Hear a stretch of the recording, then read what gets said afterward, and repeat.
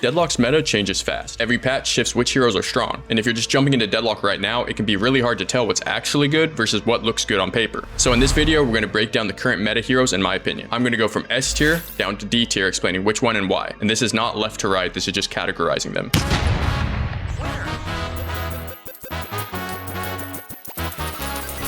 First column is S tier. Wraith is definitely going in S tier. Her card changes make her have a strong early game, which previously was her biggest weakness. Her ult also cannot be counterspelled unless you predict it, similar to Mo and Krill ult, which is extremely hard to do. In a meta where you need to have strong side laners, Wraith is going to be your top contender. Next we have Ivy. She is one of the top 2 supports right now. Between her small cooldown on her ult, the high fly time when you use your ult, the 20% damage it gives, how the ult instantly hits the target and silences rather than drops, then expands, which allows counterplay, and then her permanent tether that allows her to basically become an E kitten for an M1. The current build she's running is Gun Early, into Healbane and Healing Nova, and to Spirit Nuker. So basically she just has everything in her kit. Then we go on to Venator. He did not get changed, but he was S tier even before the new patch. He is very good side laner, provides a lot of anti-heal, self-peel, and does insane damage. Then we go to Krill. Krill has now become a more damage-heavy type of hero, where you can give him a bit more farm, and he has incredible damage and healing numbers. The scoring change was huge, and he got an early game buff. Especially after first wave, you can now buy Mystic Burst straight away, rather than needing to wait for 2 points in scoring. So now he has a lot more healing, more damage,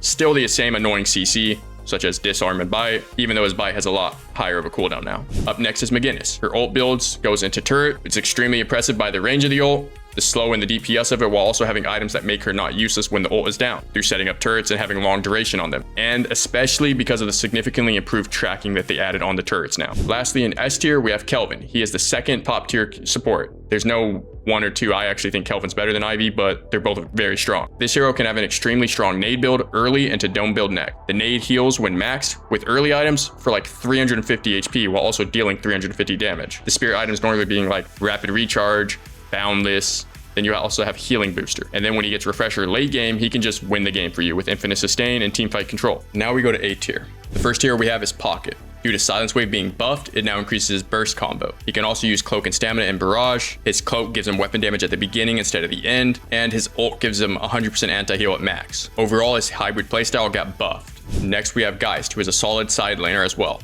She also has been buffed from Mystic Regen, but with Silence Wave buff, she gets countered a bit more because more people want to buy the item. Her ult change now lets silence happen at level 2 rather than a max ult, and her max ult gives her a lot more stats that wasn't previously there. Overall, she is still very strong. The next one is Calico, because of the changes making her easy to use, such as when you 2 to someone and now stops as you hit them. Because you stop when you hit them, you can also guarantee glue bombs after. Your second point of 2 will give you souls for killing within 4 seconds, allowing her to snowball and generate her own income. Lastly, when she maxes her 3, it gives her an amp, which means she gets to scale a bit later into the game than previous. Next we have Shiv. While Shiv's early game is weaker and he doesn't have the auto lock execute, his bleed on knife is insane now, especially at max. So he's still really good and people just overreact by saying he's weak. Next is Mirage. He is also extremely strong, especially with the Mystic Regen buff, his Scarab's buff, and his ult can go anywhere on the map now. Late game, he also has a Tornado that can be used again within a time frame, similar to Mina Bats, for double immunity frames. The one downside is if you get hit while using your ult, it cancels it. Next we go to Billy. He is the strongest tank in current meta. He has 3 different build paths, the first being 1 max for damage, the second being 3 max for tankiness, and the third being ult max for teamfight potential. This alongside with his laning phase allows him to be in this category. Next is Paradox. Since they added silence on her second ability upgrade of Wall, the bomb at max has additional self amp, and her ult able to swap multiple people at max rank, she is by far the best pick hero. Next we have Celeste, very flexible in terms of roles. She can be position 2 or position 3.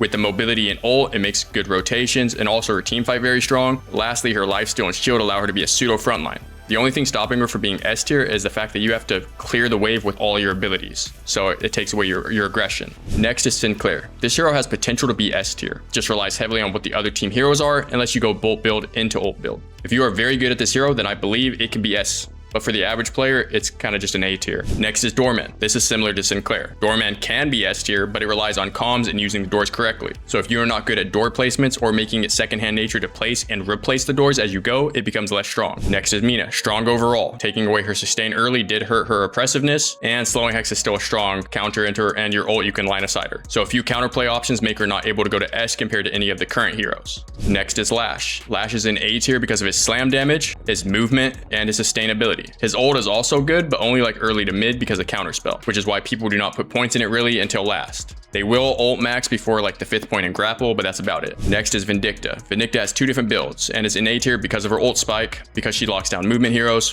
which a lot of the top heroes are currently movement heroes. I think both her Echo Shard build and gun build is strong, but I lean personally towards Echo Shard build. Next is Drifter. Drifter is strong early, also has 3 different kinds of builds. One being the punch build, which is my preference, the other being gun build, and the last being ult mixed with silences as utility drifter. He is very strong early game, and his ult will always have value in all stages of the game, but can also be counterspelled. Next is Abrams, multiple builds as well. I think the Spirit Max 1 is the best build. You do a lot of damage and become extremely tanky, but there are also the ult build where you can throw an Alk Fire and then slam and keep them into it, and then a pin after.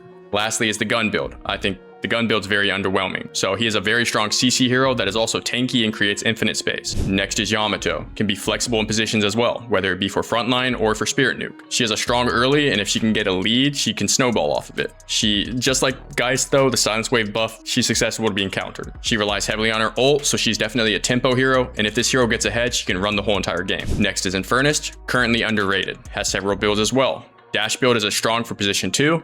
You go 2 points dash into max 1 build is another one. And lastly, the gun build is fine as well. Infernus is a good toxic bullets buyer overall in the current meta, and the debuff from burn is still very strong with the reduction of spirit damage and the max afterburn adding additional 3 seconds duration. Lastly is Viscous. Flexible build choices, each one is strong, whether it's splatter build, punch build, or ball build. Downsides, rebuttal can be bought to hurt him in the 3 build, and if you're not a very good ball control person, such as like learning how to dribble and all that, then it can feel underwhelming. Now we go to B tier. The first hero on this is Seven. Seven's build was buffed. Echo Shard becomes strong on his ball. The issue is he just can't stay in a side lane versus any of the other top laners. The game tempo has been increased. He cannot AFK farm. The buffs look nice on paper, but the application doesn't really follow. Only time you really choose him is if you need the shred in competitive play. Now we have Victor. He potentially could have been S tier previously, but then he kept on getting hit with waves of nerfs and kind of just became a last choice scenario. Next is Paige. Paige is still a good support, just underwhelming compared to the others because they can do damage on top of utility. They also have more survivability. Next is Apollo. Apollo is a strong burst hero, extremely tempo heavy early to mid. Just slowing Hex and Counterspell prevents him a lot. And when you pick Apollo, you're put on a timer to get ahead or stay ahead. And because of his late game being underwhelming, similar to like previous Infernus where you had to win or put your team in a winning position to carry you by like 25 minutes. It's just too high execution and you have to learn how to control tempo too much. Next is Silver, strong hero. Only downside is that she needs her ult to continue fighting after her original combo. Potentially could be A tier, but compared to Abrams and Billy, I don't really think she competes. Next is Warden. His build is pretty strong, gun early into hybrid. You know, his cage max silence is extremely strong. His ult is underwhelming.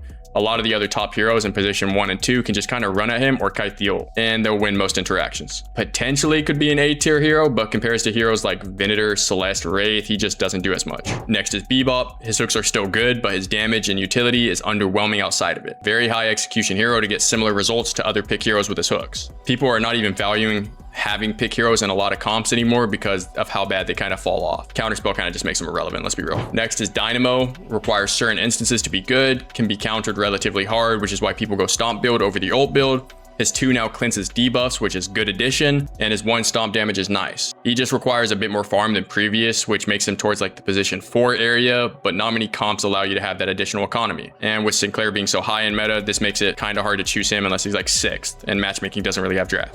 Next is Grey Talon. 2 different routes you can go. One is staying in lane and keeping mid prio and sending birds, but GT can't really win mid prio unless you're just super far ahead. Next is Trap build, where you don't sit in lane, but you need a lot of income to start off the game to get to Echo Shard. If you don't get Echo Shard, you're not doing as much value as other heroes. Next is Viper. This requires you to have good movement and be able to use his proactiveness early. Some people use him as position 2 side lane. I feel that's not what his kit was designed to do. I think he's extremely strong early game hero for roams and can abuse TPs more than any other hero because his movement going up the stairs. You could treat him as a pseudo pick hero, just he requires the person to be extremely good, and it's also just another high execution hero. Lastly is Rim, another underwhelming hero compared to the other supports. There are people such as Demov who puts him in position 3. I'm not sure about that yet. Not enough information to really value him higher. He's a strong team fighter and can set waves and get pressure without being there, but it requires a lot of micro attention.